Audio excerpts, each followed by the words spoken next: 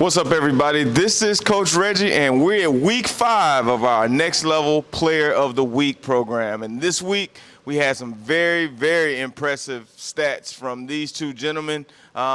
We're having a reoccurring theme. We have guys from Hitchcock, man. They're just balling, and every week we got a new kid from Hitchcock coming back because they're putting up huge stats in Galveston County.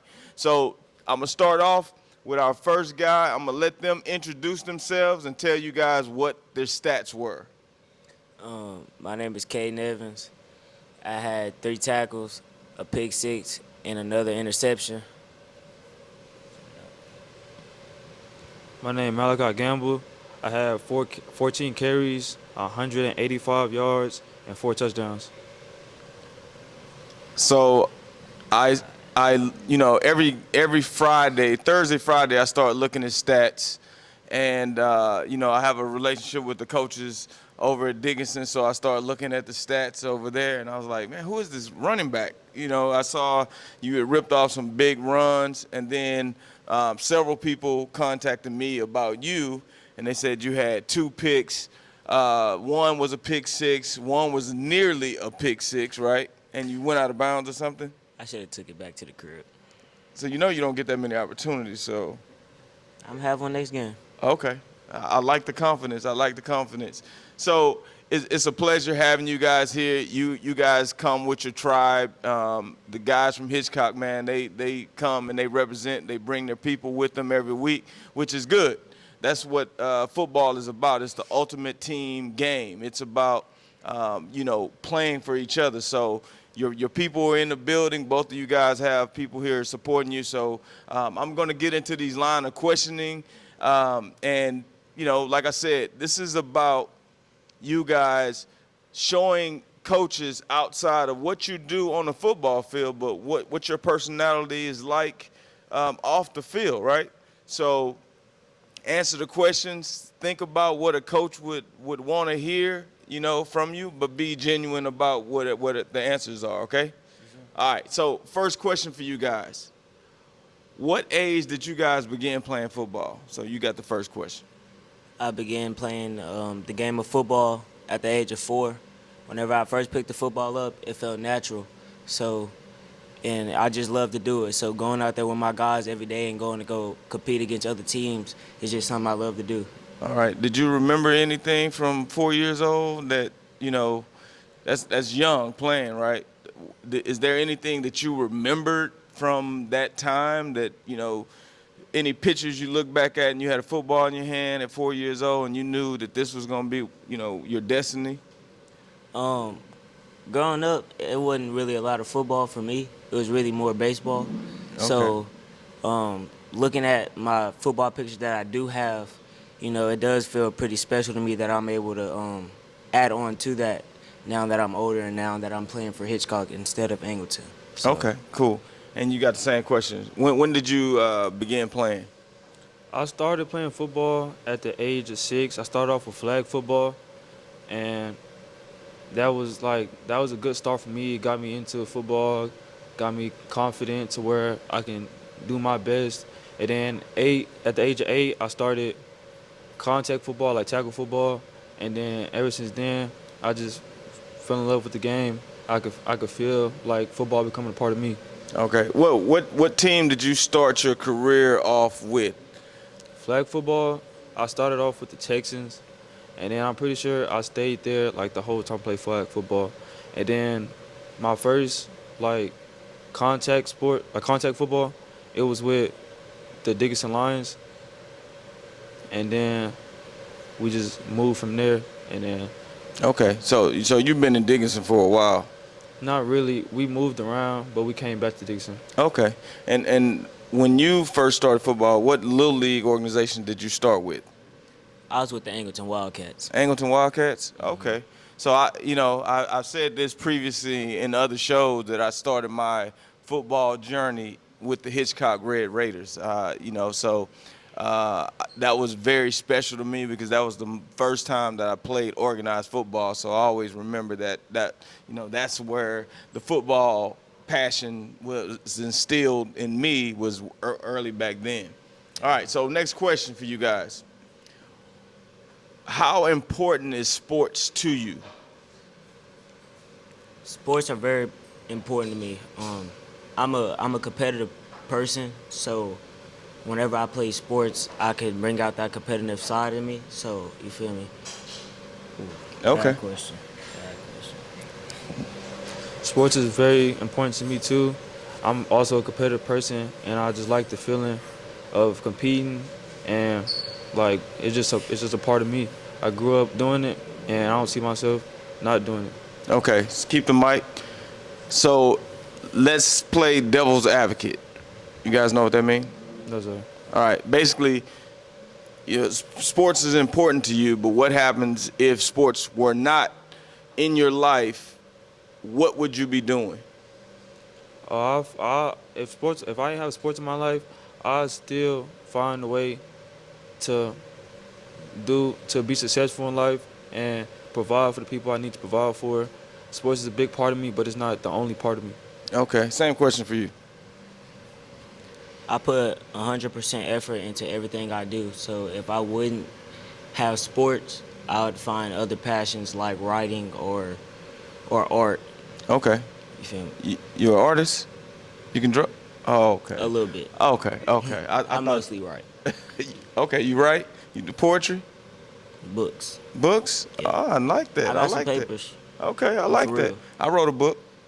I wrote a couple books. I'm an author. I'm a best-selling author, actually. So I'm a firm believer in sports is what we do, but it's not who we are, right? Like I've been a business owner, entrepreneur. I've been a mentor. So it's so many things that being competitive and wanting to be the best that comes out of sports is just a reflection of life, right? So I commend you guys. Keep, dreaming big and keep seeing, the full possibilities in life. All right, third question. What is your number one goal out of playing sports? Is that NFL? Is that just college? What's the number one goal that you're trying to reach from playing this game? Number one goal I'm trying to reach is the NFL, so that my kids and their kids have money to go back on, to fall back on. Okay, I don't want them to have to grow up and have to worry about money. that's good. All right. My goal also is to play in the NFL. I want to set my brothers and the people I know up, and also pave a way for others, people that look up to me, and just like make a big impact on the game. Okay, that's a good dream, man. I mean, without having a vision, what do we have? So I remember when I was younger than you guys and had that vision of playing in the NFL and didn't let anything or anybody take that thought out of my head, right? So keep that.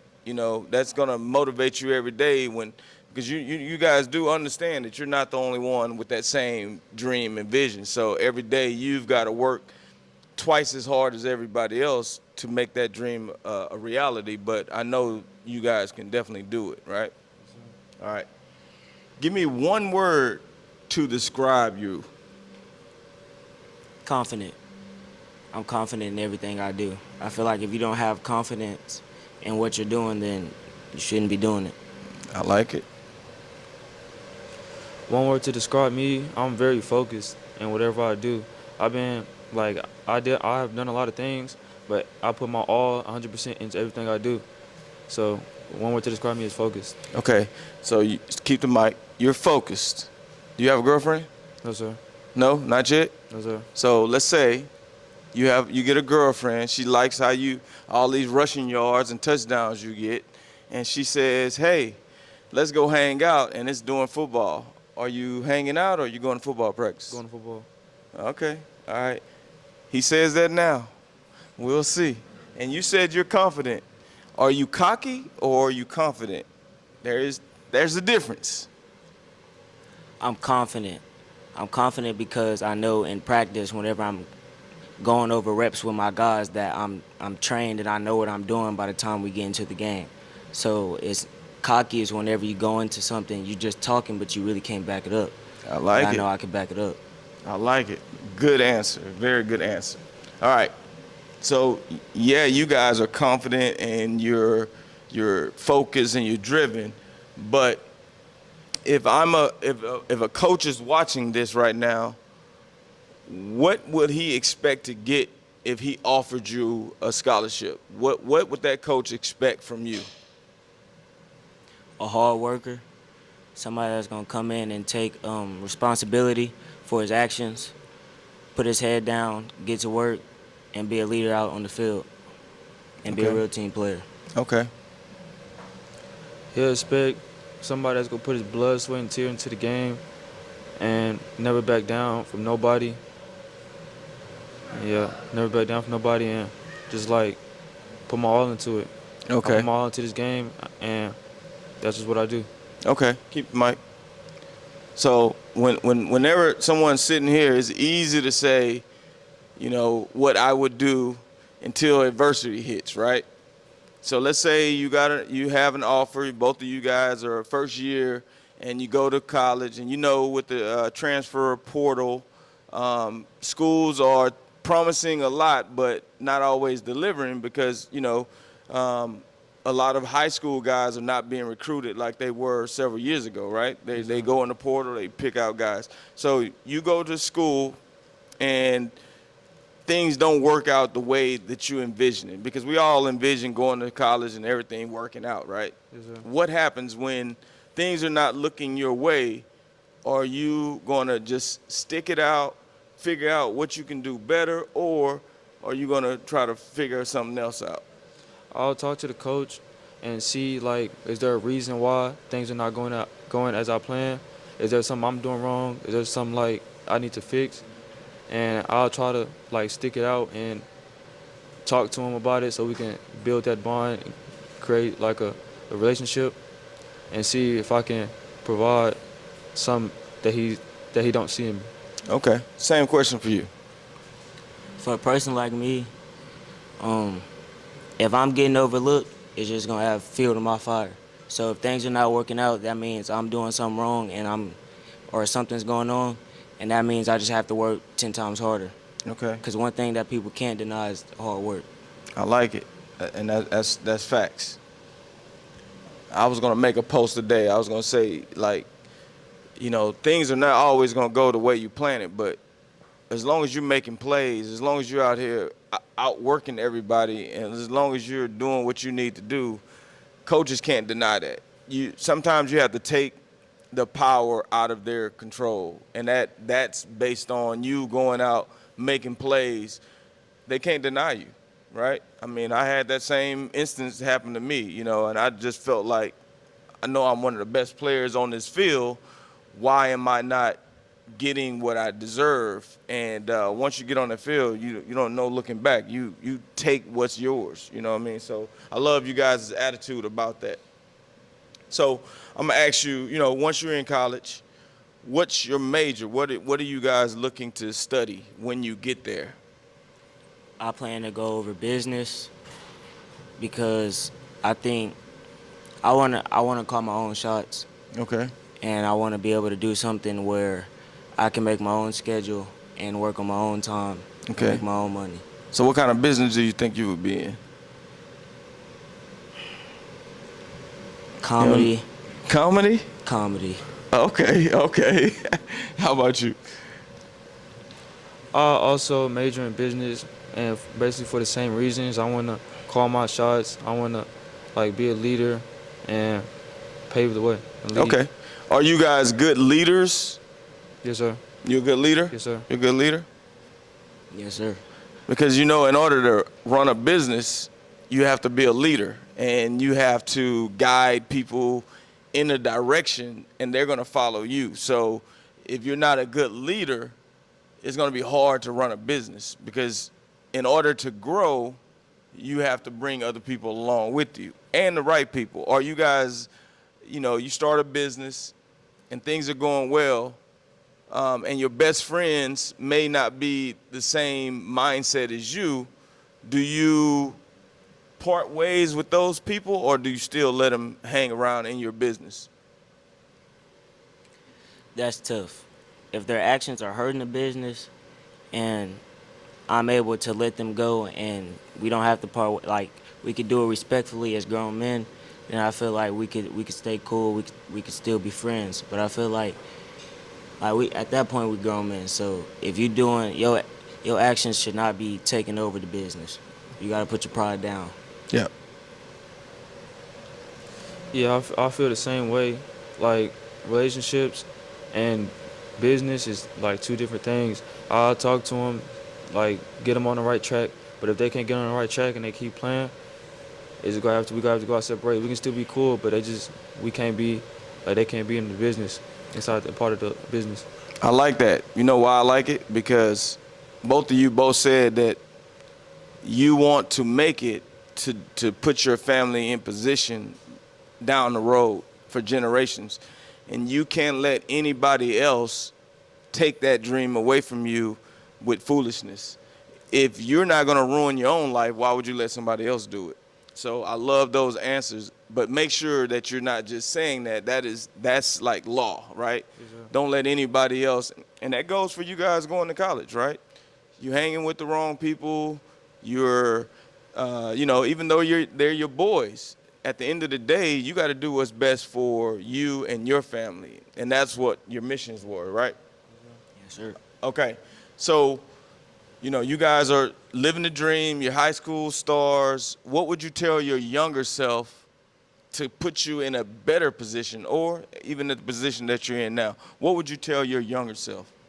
I tell my younger self to just keep his head down and just work hard. You don't always have to talk and be loud about your actions. Sometimes it's better to be quiet. Sometimes it's better to be seen but not heard. Okay. I'll tell my younger self to stay focused. A lot of people like to talk and say how good they are, but then they don't really mean it. I'll tell myself stay focused, stay low, and let the hard work show. Okay. Good answers. All right. So this is off football topic, but what's your favorite food? So I had to throw a little landmine in there. Macaroni and cheese. Mac and cheese? Okay. That's my daughter. She loves mac and cheese too. My favorite food probably pasta. I like pasta. Pasta? Dish. Yes, sir. Okay. You had something to say? Banana pudding. Banana pudding? That's your favorite dessert? How Yes, about sir. you? What's your favorite dessert? I don't really like a whole lot of sweet stuff. I don't like. Really? Yes, sir. So I'll probably get something like. I'll probably eat something like ice cream. Ice like cream? A small little cup of ice cream, something like that. Okay. All right. All right, back to the serious questions. Who in your life inspires you? You can only choose one. Only one. Only one. Who inspires you? Most. My Aunt Cupid. She passed away a little bit before a year ago, so it's been hard losing her. So those next steps that I'm taking in life, or for her, telling her story because she's not here to tell it. Okay. The person that inspires me is my father. Growing up, he was the only person I could lean on. He was there. He was always there for me, and he provided for me. He made me a man. So I want to keep being a man and show him what he created. Okay. Good answers. All right. So, sort of like inspires you, but this is who's your role model? Who is that person that you confide in? Well, my role model is my dad. He wakes up every day and he goes to work. He might not feel like it every day, but he still goes just to put food on the table and clothes on our back. And that just teaches me a lot because I don't want to go to school every day, but it's something that has to be done. Right. So My role model is my dad too. He, like his whole life, he been working. So I want to be just like him. Put work in and get success out. I like that. I grew up in a single parent household, so didn't have my dad around. So I know how important it is to have that male figure in your life. That's what's so inspiring about coaching. A lot of us don't have fathers in the home, and the coaches are those father figures that we need to keep us on track, keep us from going going left. But that's good that both of you guys have your fathers in your lives and they're inspiring you, and you both said that was your role model. So I think for young black men, that's important. And that's why I do what I do, because me not having that father in my life, helping me, guiding me, it makes me want to do it for the next generation. And that's why we do this right here, because I want to see you guys all successful. So commitments go out to your dads and your fathers that are in your lives and are inspiring you guys to do great things. All right. So we got one question. I have one question left, and then I'm going to open it up for some of you to ask these gentlemen some questions. Feel free to give them the hardest questions that you can think of, make them think and make them answer. But my last question is, who are you without football? If football was taken away, who are you going to be if that's no longer on the table? Who are you? I'd be the same person. I put 100% effort into everything I do. I'll still be hardworking. I'll just find it in another passion and just continue to put my head down and keep working. Okay. Without me, I'm still me. Again, I put a lot of effort in everything I do. So if football's not there for me, I'll find something else to put my effort in. It's a big part of me, but at the end of the day, life gonna be life. So if football's not there, I'll find another way to put food on the table for my family and take care of the people that take care of me when I was growing up. Okay. Always remember those people. All right, so this is open mic in a sense, and if any of you got questions for these guys, I would love to, point you guys out, and you can ask those questions. Keep it serious, though. I know your homeboys in there, but we want coaches to see who you are, and we want those questions to be questions that they can answer, and a coach looks at them and say, that's the type of kid I want in my program. All right, anybody got anything? Anybody?